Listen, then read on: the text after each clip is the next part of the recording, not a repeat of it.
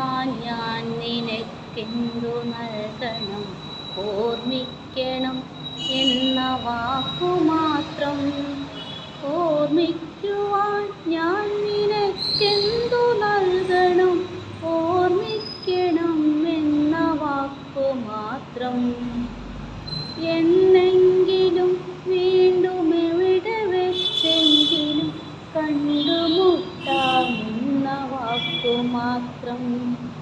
നാളെ പ്രതീക്ഷതൻ കുങ്കുമപ്പൂവാൽ നാം കടം കൊള്ളുന്നതിത്രമാത്രം.